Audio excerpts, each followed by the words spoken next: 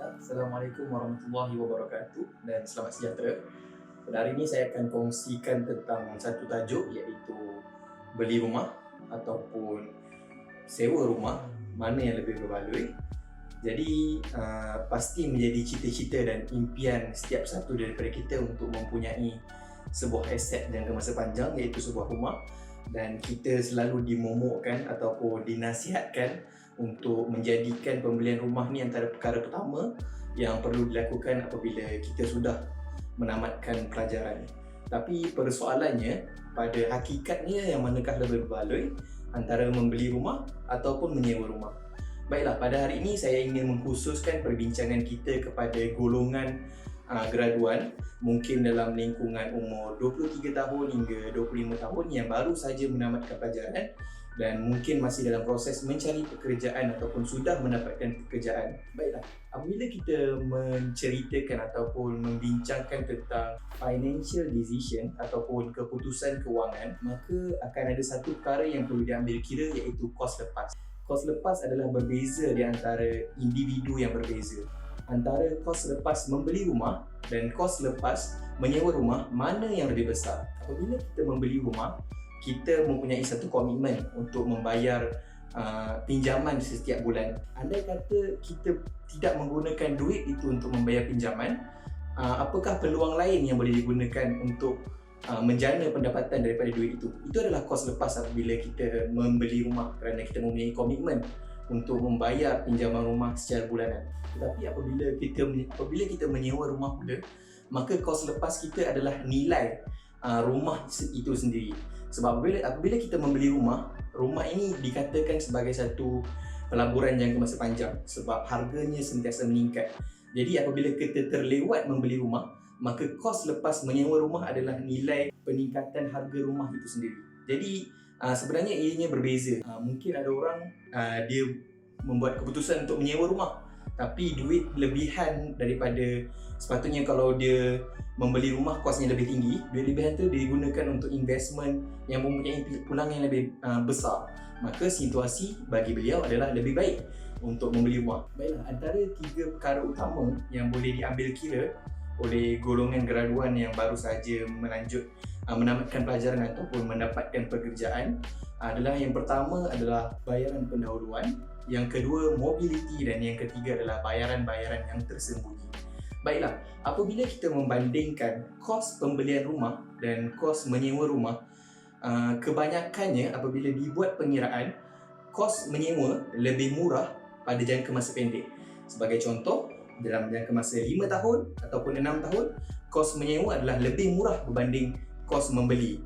Tetapi apabila kita membincangkan tentang kos jangka masa panjang, seperti yang kita tahu pinjaman melibatkan tempoh 30 tahun, maka kos jangka masa panjang 7 tahun ke atas, 6 tahun ke atas, maka kos membeli adalah lebih murah berbanding daripada kos menyewa. Sebagai satu contoh, setiap kali kita membeli rumah, maka ianya melibatkan kos bayaran pendahuluan sebanyak ataupun bayaran deposit sebanyak 10%. Bayangkan kalau kita beli rumah yang berharga RM500,000, maka bayaran deposit yang perlu dibayar adalah 10% daripada RM500,000, iaitu RM50,000.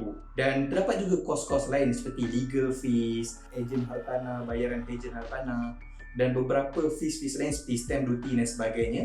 Dan pengiraan mudah yang biasa digunakan oleh kita adalah 10% untuk deposit, 5% untuk bayaran-bayaran lain seperti bayaran kewangan dan sebagainya. Andai kata kita membeli rumah yang berharga RM500,000, maka kita perlu mempunyai bayaran pendahuluan sebanyak RM75,000. Jadi persoalannya, berapa ramaikah graduan ataupun berapa ramaikah individu yang berusia daripada 23 tahun hingga 25 tahun mempunyai simpanan sebanyak RM75,000. Jadi inilah faktor mengapa untuk graduan lebih baik untuk mula dengan menyewa rumah terlebih dahulu. Tetapi bagi mereka yang mempunyai simpanan yang besar, maka tiada masalah. Tapi adakah ianya berbaloi? Kerana seperti yang kita tahu, duit pada masa sekarang lebih bernilai daripada duit pada masa hadapan. Selain itu, kita perlu memikirkan perkara kedua, iaitu perkara kedua yang kita akan bincangkan pada hari ini, iaitu mobility. Seperti yang kita tahu, apabila seorang graduan itu baru mendapat pekerjaan, kebanyakan pekerjaan yang mereka dapat adalah bukan satu pekerjaan yang tetap, dan mungkin terdapat risiko ataupun potensi mereka akan dipindahkan tempat kerja ataupun bertukar kerja dan sebagainya.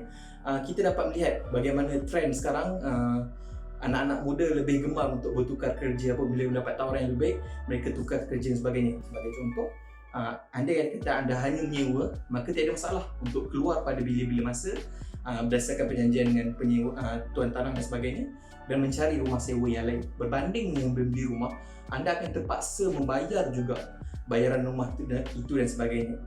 Untuk individu yang memerlukan mobiliti yang lebih besar, maka lebih baik untuk mereka menyewa rumah terlebih dahulu. Ada yang berkata mungkin, walaupun kita membeli rumah dan kita perlu pindah sebagainya, kita boleh jual ke rumah tersebut.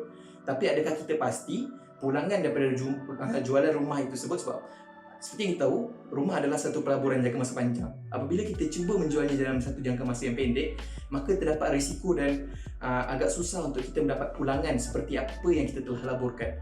Baiklah, mungkin isi kita yang terakhir pada hari ini adalah daripada sudut kos-kos yang tersembunyi. Sebagai seorang penyewa, kita tidak perlu risau berkenaan dengan cukai tanah, cukai pintu, sinking fund dan sebagainya, ataupun maintenance fee. Semua ini kebanyakannya akan dibayar oleh landlord. Berbanding apabila kita sebagai pemilik rumah, bayangkan kalau tiba-tiba rumah kita dilanda banjir, berapa banyak kerosakan yang perlu ditanggung.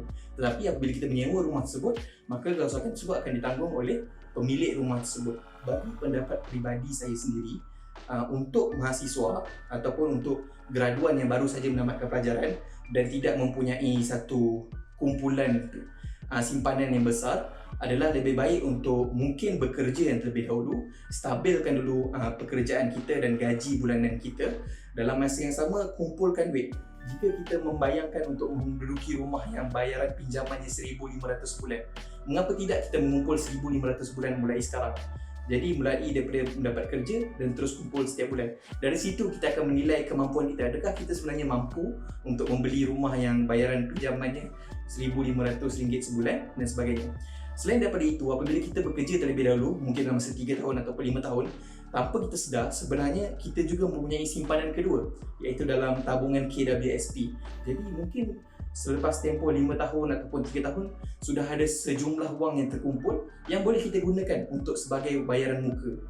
Dan apabila semakin besar bayaran muka yang kita bayar, maka semakin rendahlah bayaran interest yang kita perlu bayar setiap bulan. Jadi cadangan saya, siapa yang berkemampuan boleh terus membeli rumah, kerana rumah seperti kita tahu satu pelaburan yang sangat baik, tapi perlu berhati-hati kerana ianya mempunyai bukanlah satu perkara yang mudah. Mungkin ianya merupakan satu perkara yang paling besar ataupun paling mahal yang kita akan beli seumur hidup.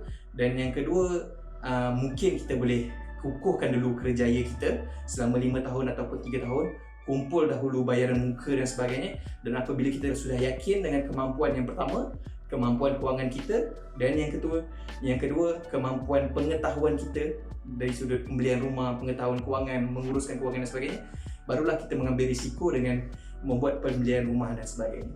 Jadi diharapkan kongsian pada hari ini membantu. Sekian, terima kasih.